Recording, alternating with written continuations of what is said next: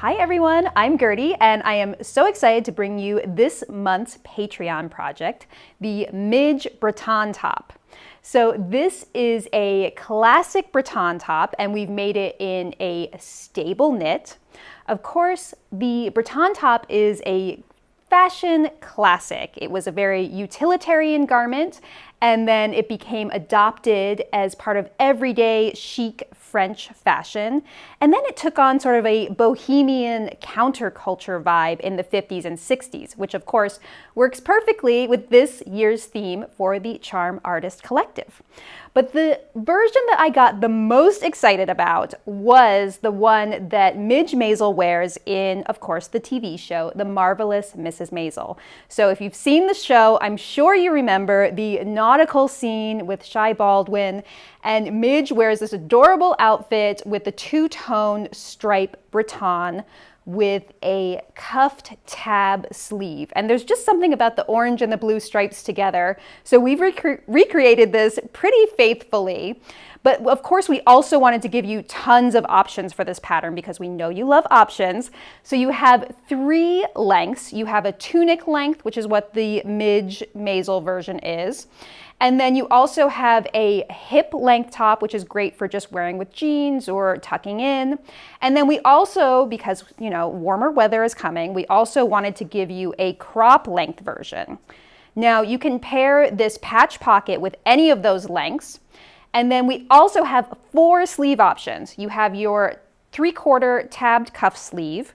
You can make this without the cuff for just a classic 3/4 sleeve. Then we've also given you the one that I'm wearing. This is very classic French to me. It's a drop long sleeve. And then you can also make that without applying the drop long sleeve and make it this cute little short cut-on sleeve. So tons of options as always. I hope you love this project. So let's go ahead and get started sewing. Okay, so let's talk through the pattern pieces. As always, we have reduced these down to a smaller size, little paper doll size, so that you all can see the sort of ins and outs of the pattern. So what I wanted to focus on here was that you have a lot of different cutting lines for your different variations. This is the top front and this is the top back. And as you can see, you have different cutting lines for the various lengths. You have your tunic length, hip length, and then the cropped version. And then this sleeve, if you cut all the way to the edge here, that's going to be your 3/4 sleeve. But we've also given you a cutting line for the drop sleeve. So if you wanted to do the drop sleeve with the long sleeve, that is this piece here, which would get seamed in at this cutting line, okay? If you wanted to do the short cut-on sleeve, you would just cut on this cutting line and then hem it, which we're gonna show you later. And then we have a couple additional pieces for your tabbed cuff sleeve. You have your cuff, which you would cut 2 of these, and then you have the tab, so you would need to cut 4 of the tab. And then finally we have the pocket. So we've shown just an asymmetrical look with 1 pocket on the left side, and you can sew it on any of the lengths. You will have a circle cut, matching mark for this pocket.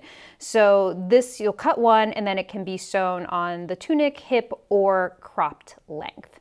So next, let's take a look at your supplies. First, let's talk fabric. So you have a few different options for this fabric. As I mentioned in the intro, this is going to be a stable knit. So you could use a ponte like this one. You're looking for about 25 to 40% stretch. So not as much as, say, the Barbie top. This is more of a stable knit situation. So you could do a ponte. We also really loved for our samples using French terry, which looks a lot like a ponte or a jersey on the surface, but then on the back you'll see these little loop-like textures, and you can find it in stripes and in like fun florals and other prints. The third option we've suggested is cotton interlock, which is a 100% knit fabric. It usually doesn't have any spandex blended in, so it tends to be a little more sturdy and has a bit of a crisp look to it. So that's another great choice for this top. Of course, you will also need thread to match your fabric. As usual, we are using 100% polyester, all-purpose thread. As for interfacing, you don't need a lot of it. You actually just need interfacing to stabilize the upper edge of the pocket. So we love to use this stabilizer tape, which is really just strips of 1¼ inch wide fusible interfacing. So if you'd like to make your own, you can just cut strips of a lightweight knit or tricot interfacing. As for needles, you will want a stretch needle. If you've ever had problems with skipped stitches on knits, it's usually because you're not using the correct needle. So look for a stretch or jersey needle. And then one thing I'm really excited to show you all today is using a twin needle to get a really nice professional look on your hems.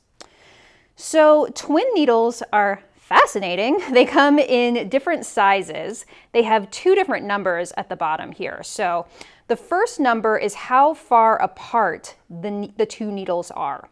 So this one says 4,0. That means that the needles are 4 millimeters apart. This one says 2,5. That means the needles are 2.5 millimeters apart. And then the second number is the needle size itself, which you're probably more used to seeing 75 as a needle size. So the one that I ended up using was the 4mm/75, and that worked really well for these hems.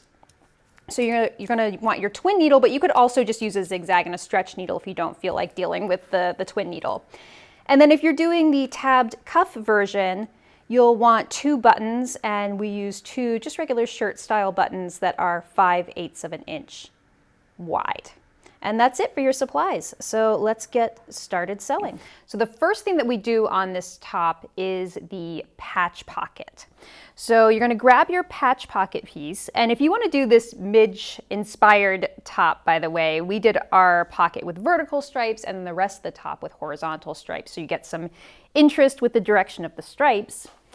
And the first thing you're going to do is interface the upper edge of the pocket. And this just stabilizes it and keeps it from stretching out over time. So take your strip of fusible interfacing and apply it there. And now the next thing we're going to do is turn down the upper edge of the pocket, 5/8 inch. And you should see I have this purple mark here. That's my pocket placement mark, so make sure you have that.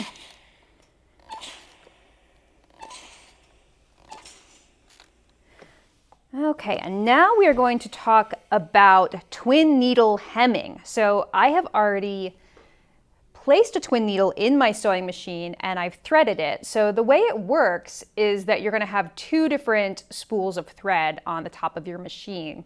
And if you don't have 2 spool holders, you can actually buy a separate one that sits here, and then you can use that for your twin needle. And then you need to thread them both individually through the machine as you normally would. The left spool goes into the left needle in the twin needle, and the right goes in the right, and so on. So the thing about a twin needle is that it mimics a cover stitch. So if you've ever seen that, it's 2 lines of stitching, but then it has a sort of zigzag on the back, so it still stretches. So it's a really nice professional looking finish that still has some stretch to it to stretch with your fabric. So like I said, I've already threaded my machine, and now I'm going to show you what this twin needle stitching looks like. I'm using a royal blue thread here so that you can see the contrast with my thread, but I would usually probably do like a white thread with this fabric. Okay, so I'm stitching at 1/2 inch. And using a straight stitch, so I'm at about 2.5 to 3 millimeters long.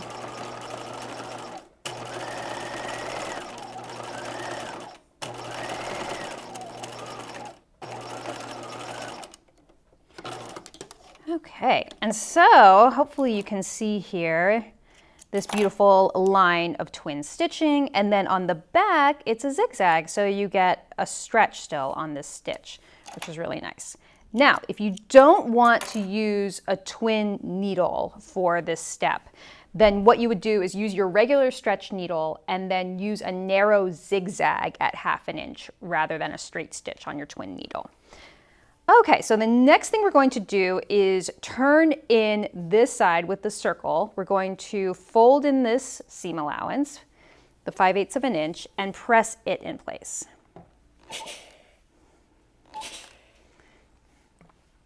And now something to note here is that you don't want to see the upper edge of this seam allowance from the right side. So you're just going to slightly cheat this down. We were debating in the studio what is the right term for this, and we came up with smush.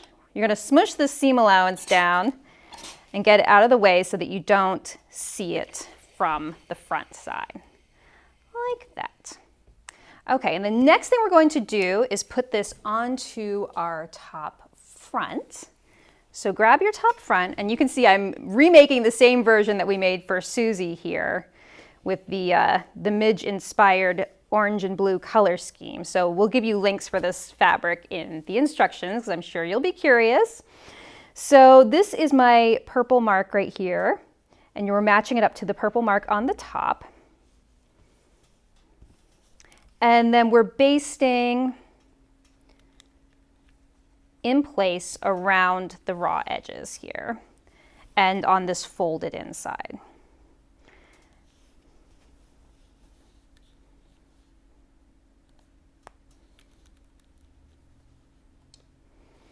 Okay, and the next thing I'm going to do is I'm going to go to my machine. I'm going to switch back to my regular needle, and we're going to baste in the seam allowances here, and then we're going to top stitch here, or edge stitch, to secure the pocket in place. But let me change my needle back, and that's the one kind of downside about doing a twin needle, is you have to change back and forth between needles and threading and rethreading 3 different needles. But I think it's worth it for that nice finish that you get here. All right, so we'll be right back, and we'll talk about basting the pocket in place. Okay, so I have changed my needle back to my single needle, and I'm using a stretch needle like we talked about in the supplies chapter. I am going to put my stitch on zigzag, so about 2.5, or around 2 millimeters wide. And then this is going to be a basting stitch because I'm doing that sort of L corner that is going to get caught in the side seam and the hem. So you can put your stitch length up at a basting length, which is 4 to 5 millimeters. So I'm just going to be basting in the side seam, and you'll notice there's a notch where the top of the pocket matches up to.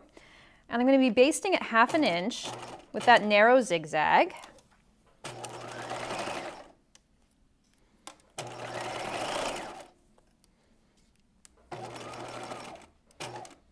And then pivoting at the lower edge.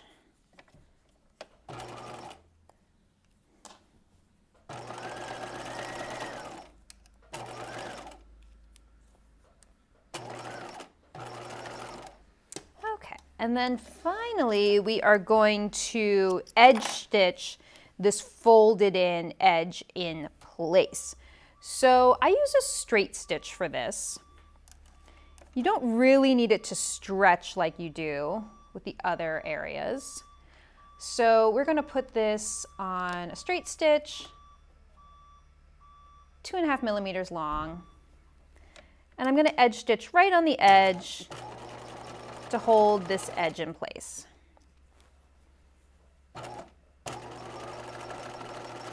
You can use an edge stitch foot here if you prefer. I'm kind of eyeballing it.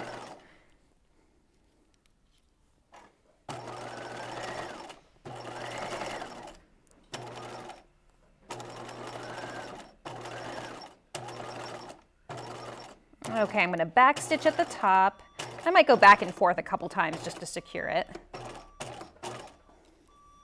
Okay, so you have your pocket stitched in place, and now we're going to do our shoulder and side seams. So you're going to take your top back and put it together with the top front. And we're going to pin along this shoulder seam, which becomes the upper seam on the 3/4 sleeve.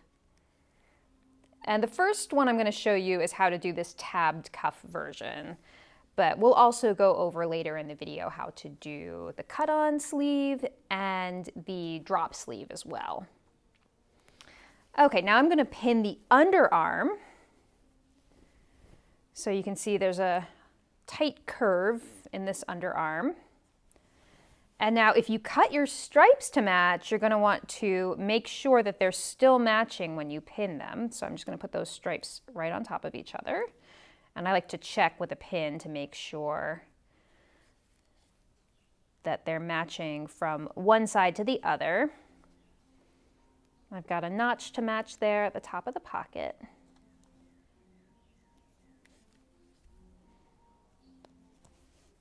And continuing all the way to the other side of this curve down to the wrist, the sleeve hem.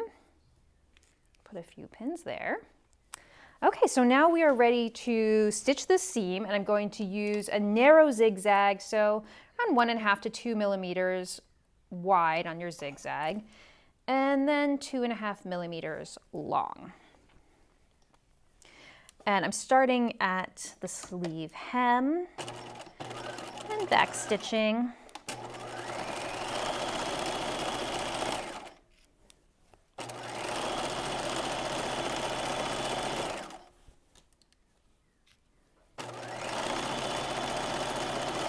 And you do just want to take your time around this tight curve here at the underarm. It's not a pivot exactly, it's a really small curve.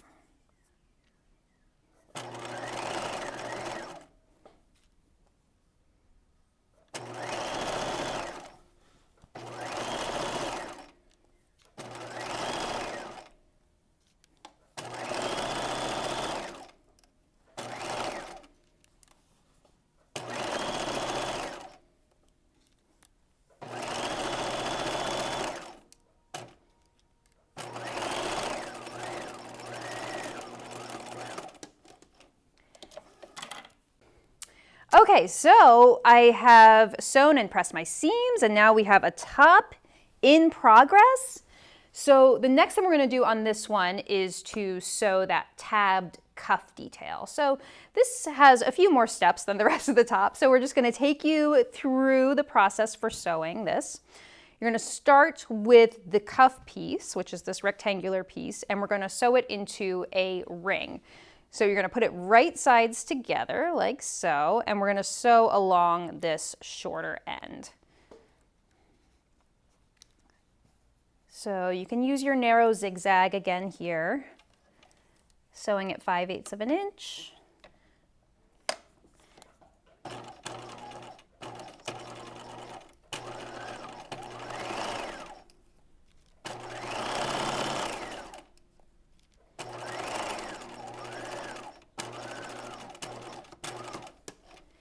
And you can trim these seam allowances down just a little bit to reduce bulk in this seam allowance. So you can trim this down to about 3/8 of an inch.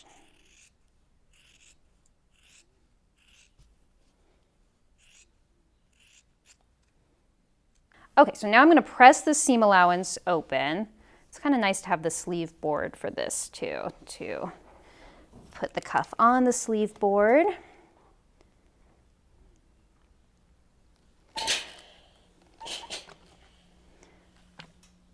Okay, so press that open. And now we are going to put this cuff wrong sides together. So flip it in like that. And now you're going to create a cuff like this with the raw edges together. And you have a notch right here. So now you can pin it along the raw edges, and you want these seam allowances to match. And you might be able to guess what we're going to do next, which is we are going to baste these edges together. So using a longer zigzag, and you can use the free arm on your machine like this, we're just going to hold these two layers together with that long basting zigzag at 1/2 inch seam allowance.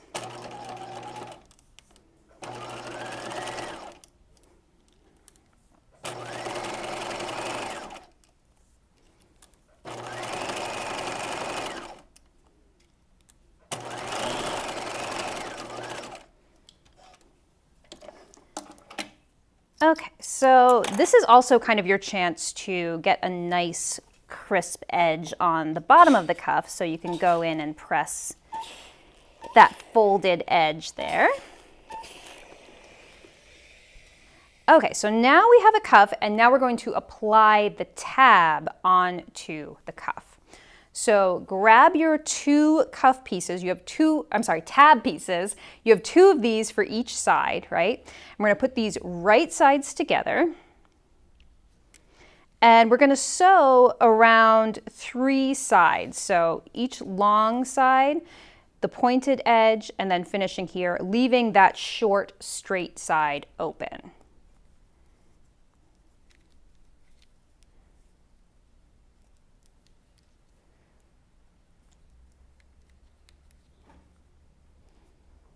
Okay, so now we're going to stitch this at 5/8 of an inch. And here you can use a straight stitch because this doesn't actually need to be stretching. It's not a functional tab at all. This is purely decorative, so you can use a straight stitch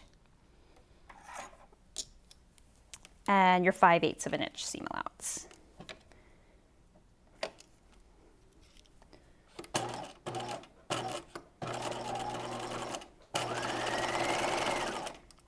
Now your pivot points are really important on this tab, so keep an eye.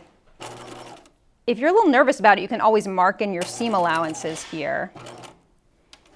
But you're going to stop with your needle down and then just test out that pivot point here.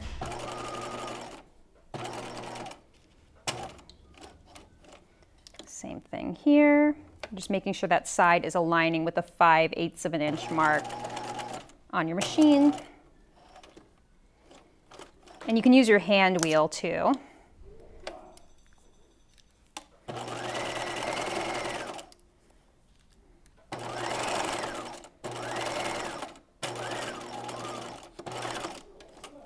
Okay, so now we're going to trim down our seam allowances. So you can trim these down pretty narrow, so about 1/4 inch is fine. You do want to make sure to, at your pivot points here, to really reduce the seam allowances as much as possible, so down to about 1/8 of an inch.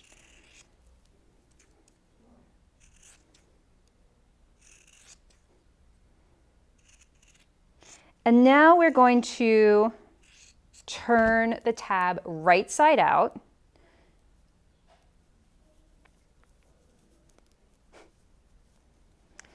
So you can do this with just your hands. But if you have a knitting needle or a chopstick or something handy, that can be helpful too. But it's just this short little piece. And you can kind of roll it back and forth like that too. Get nice crisp seam lines there. And you can use a pin also at the point. You have 3 points really. Pull those out. And now we're going to press this flat.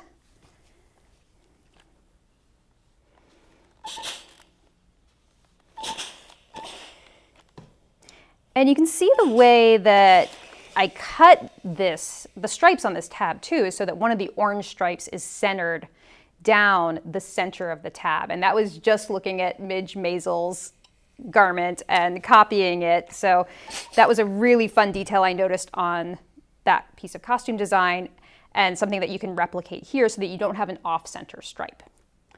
Okay, now the next thing we're going to do is we are going to baste the tab to the cuff. So you can see that on one side of the cuff you have a notch here, and you're going to center your tab over that notch. So I can position the middle of the stripe in line with that notch and pin it in place like that. And now we're going to machine baste these 2 layers together.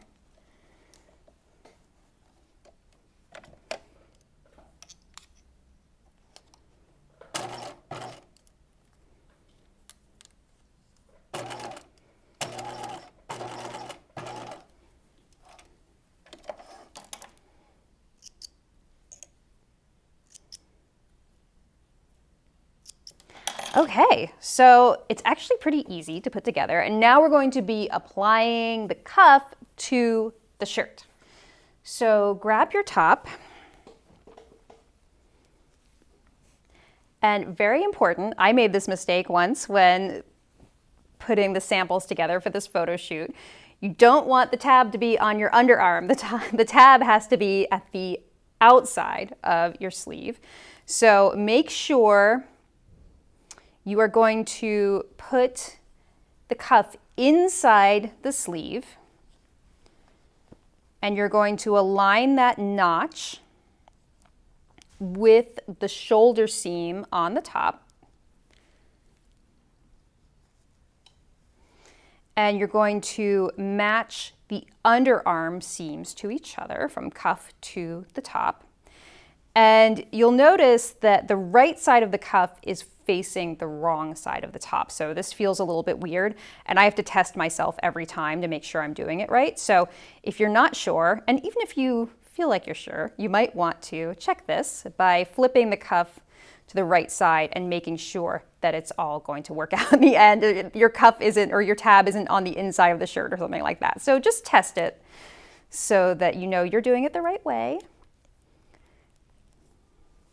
And now we're going to sew the cuff to the top. So this is going to be with a narrow zigzag again.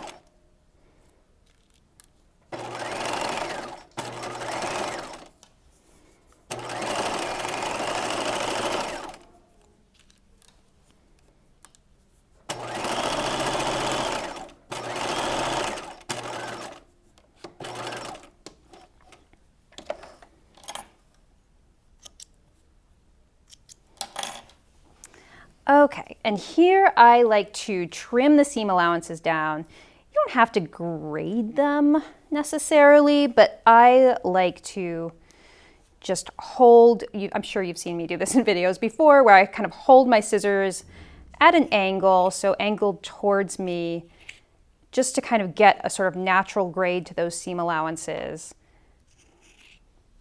and trim it down to about 1/4 inch, 3/8 of an inch as one.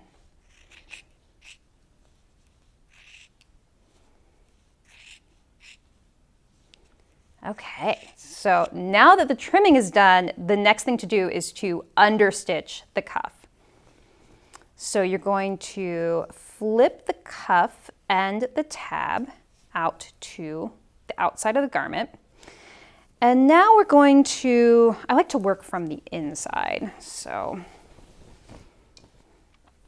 this is where you're going to be understitching. It's right here, okay? So you want to make sure that the seam allowances from that seam that you just sewed are going to be underneath your stitching here, and you're sewing on the wrong side of the sleeve. We're going to be understitching just about 1/8 of an inch away from that seam line.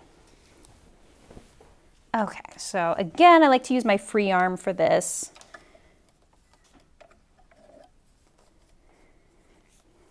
And you can use a straight stitch here. I always think it's like a little weird to understitch with a zigzag, but I'm sure you could.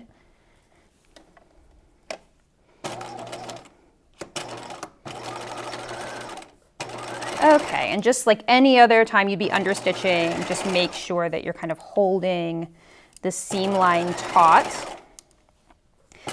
And we're coming up to our little tab here, so you're going to make sure that the tab stays towards the cuff itself, not towards the sleeve.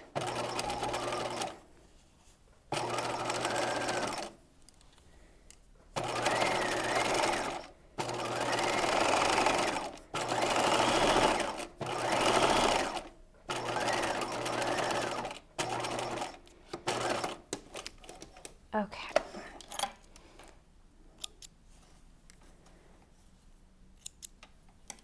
All right, and now we're going to turn the top right side out again.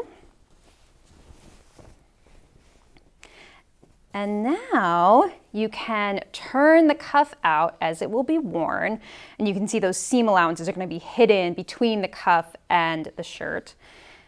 And what I would recommend doing here is pressing again so that you get a nice folded edge at the bottom of the cuff.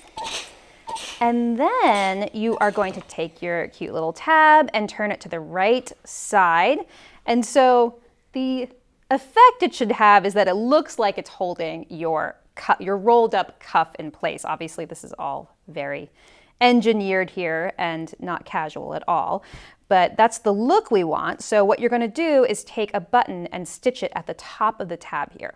Now you can sew it by hand, or you can sew it by machine, which is what I did in the rush for this photo shoot. You can use a zigzag to stitch in those buttonholes there. I will say it's probably like a little more trouble than it's worth, because you really have to get this underneath the machine. It's a bit of a pain, and it's just 2 buttons. So you might as well just hand stitch it on. So that's what I would do if I had the time. Okay, so you're gonna hand stitch those 2 buttons on, and then you have this fabulous little cuff detail. So next we're gonna move on to the neckline and doing the hem on the top. Okay, so the last thing to do on this top, believe it or not, now that we have done these cute little tabs with the buttons, is we just need to finish the neckline and the hem. So these are both going to be done the same way. We're going to turn them in 5/8 of an inch and then top stitch. So if you did our skipper top or something like that, you might remember how we did it. And this is just a little bit different because the curve is a little bit tighter on this top. So you're going to want to be really careful around these areas where the curve is extra tight. So you're going to turn it in 5/8 of an inch.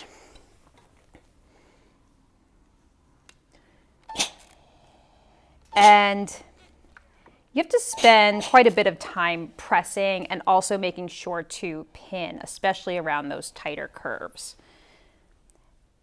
So just take it slow. It's a stretchy fabric, so it should work with you here to stretch around those curves. And then when you get to this flat center front part here, it's a little bit easier to press. So I'm going to go all the way around like this, pressing in 5/8 of an inch and pinning it.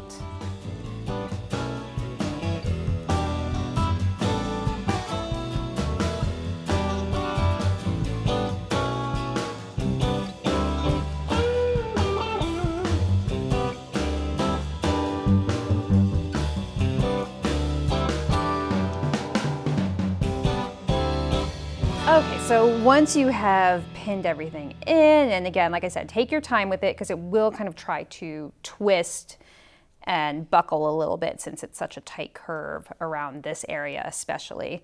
Just take your time with it, and now we're going to top stitch it. Now, just like the knits that we've done in the past, like Skipper, Barbie, stuff like that, you can use a narrow zigzag and top stitch at 1/2 inch. I'm going to continue to use my twin needle treatment because it does look really nice and finished and like that cover stitch hem. So I've gone ahead and put my twin needle back into the machine, and I'm going to top stitch this at 1/2 inch. And especially around these curves, you want to make sure that it stays pressed inside and doesn't, you know, try to creep out.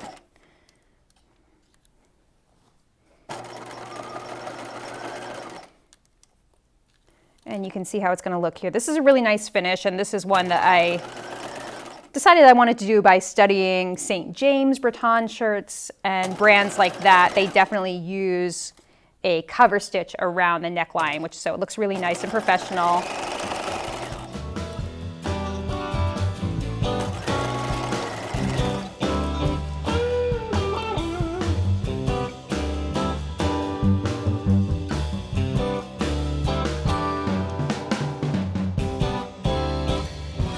Okay, so I finished stitching the neckline, and now I really want to give this a nice press with a little bit of steam. If you see some rippling, don't worry, you will definitely see a little bit right after you finish stitching this. So see this rippling here, just from stitching around that tight curve. You can press this out at this point. So see how if I give it a little bit of steam, I'm not seeing those ripples anymore. So don't panic if you see those ripples, but do make sure to give a nice steam at this point.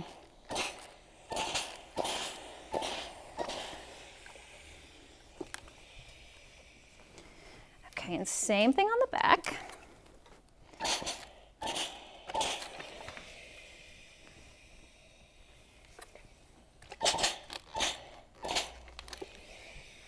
Okay, so that's your neckline, and we're gonna do the same finish for the bottom of the shirt, for the actual hem.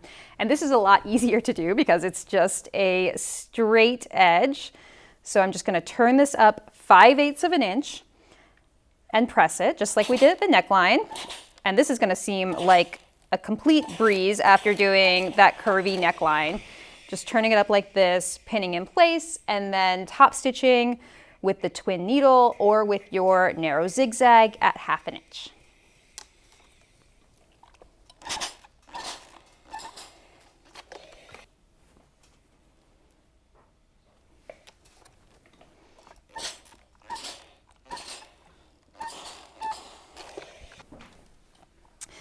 On this hem, we're going to be stitching on the bottom of the pocket itself, so keep that in mind.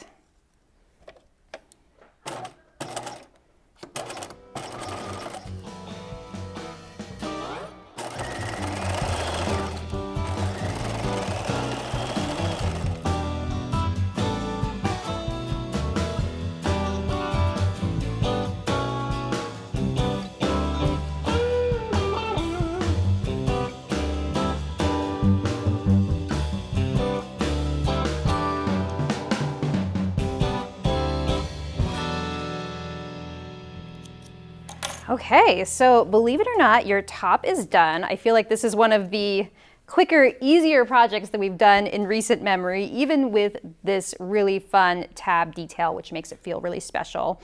So we're going to show you how to do the other 2 sleeves, the cut-on short sleeve and also the drop shoulder sleeve. So let's move on to those next.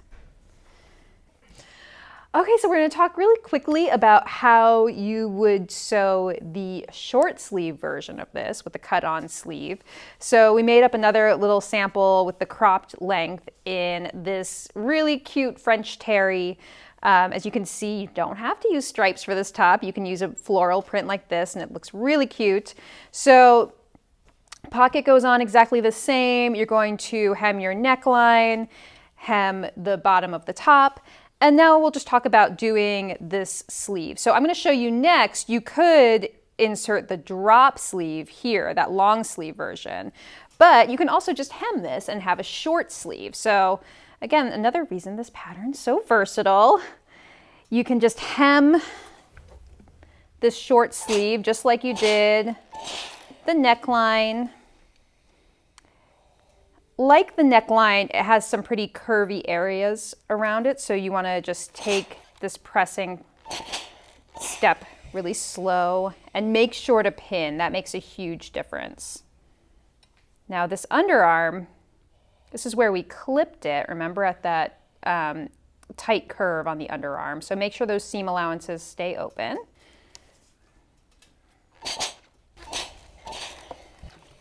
And the final thing we're going to do is to just hem this, just like we did the neckline and the lower edge. I'm not using a twin needle now, so I'm just going to show you using a narrow hem. So, I'm sorry, or a narrow zigzag for the hem. I'm going to put this at around 2 for your width and then 2.5 for your length. And I would recommend starting at the underarm at that really tight inner point there. I'm going to start here, and you're zigzagging using a 1/2 inch seam allowance. And starting at that underarm point makes it a little easier so that you don't have to sew that awkward sort of pivot point there. You can just have your 2 lines of stitching meet at the underarm.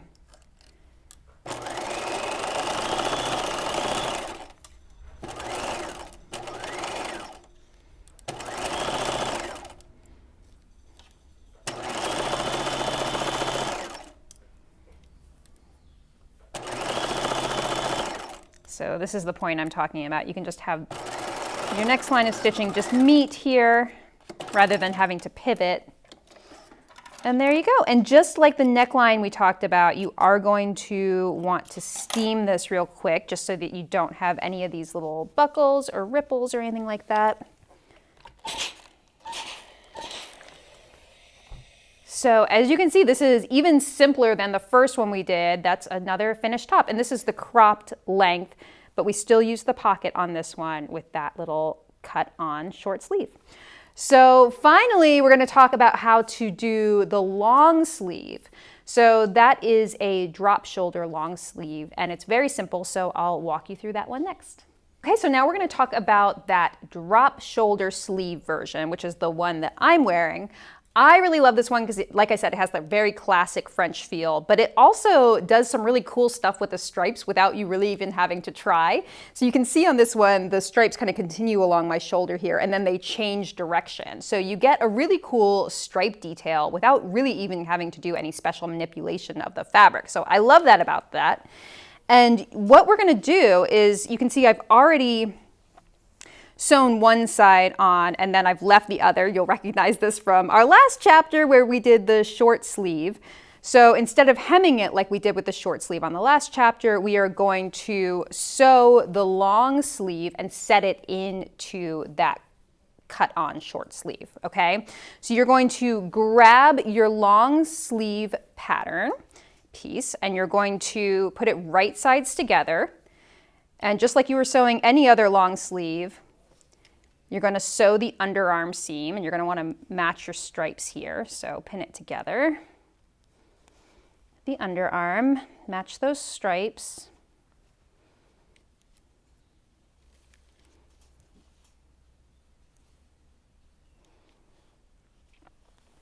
Okay, now we're going to sew this underarm seam at 5/8 of an inch, and you're going to use your narrow zigzag.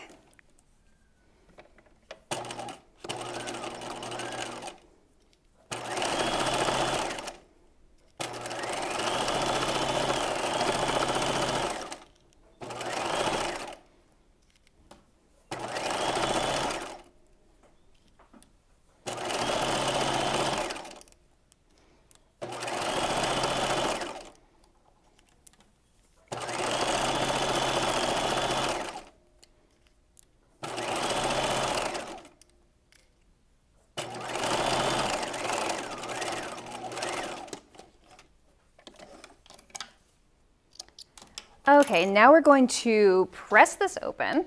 Grab my sleeve board here.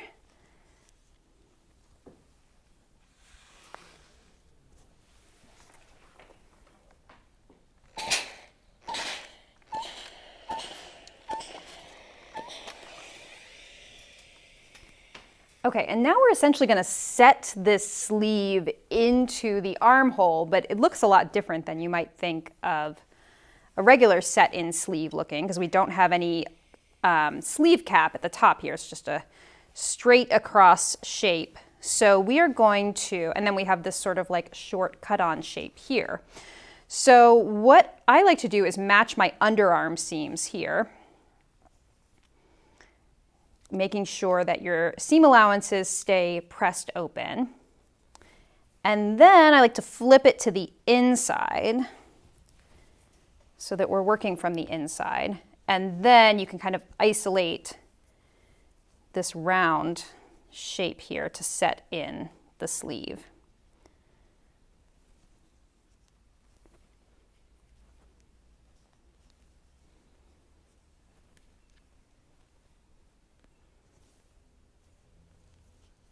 You don't have any stripe matching to do because the stripes will be going in totally different directions like we talked about. So that's nice. Okay, now we're just going to sew this in the round. So I'm going to start at my underarm.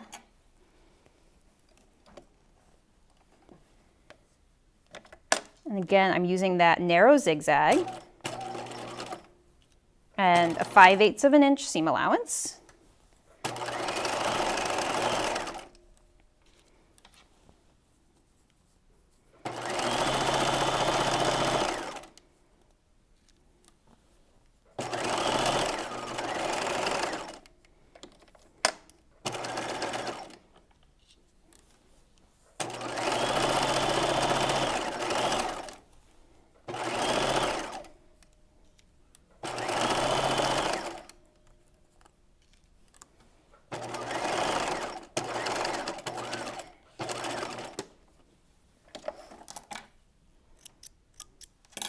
Okay, so I would recommend trimming these seam allowances down to about 3/8 of an inch.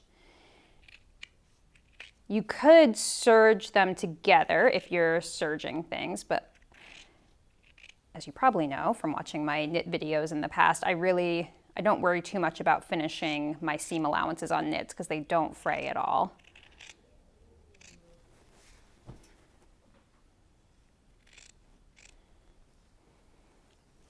Okay, and now we can press these seam allowances down towards the lower part of the sleeve down here.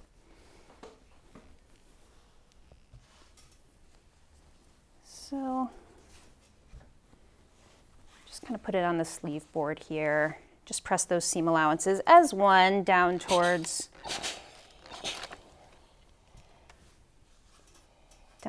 the sleeve itself.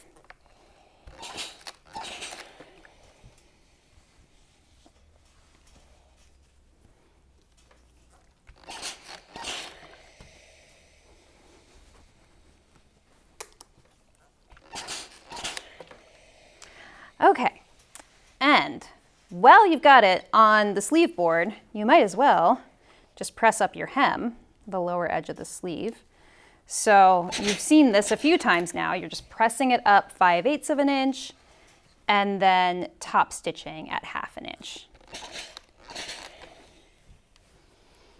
Okay, so to hem it, I'm going to turn it right side out again from here. And again, we're just going to do a narrow zigzag at 1/2 an inch.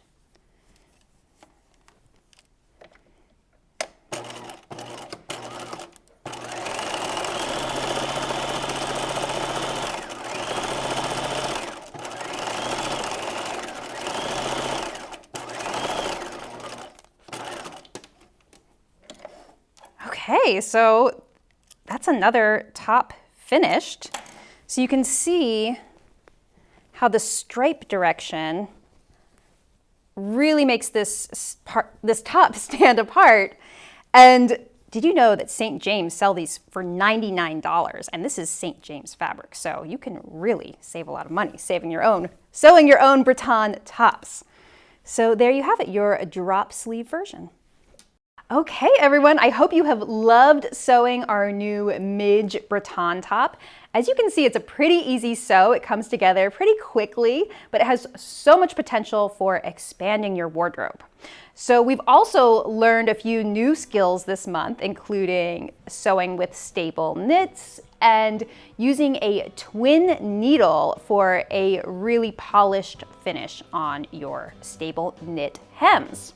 I cannot wait to see your beautiful Breton tops, so don't forget to tag me on Instagram. I would love to feature your makes in one of our roundups. And thank you all so much for being patrons. Your monthly memberships allow us to keep making these patterns every month. So thank you so much, and I will see you next time. Goodbye.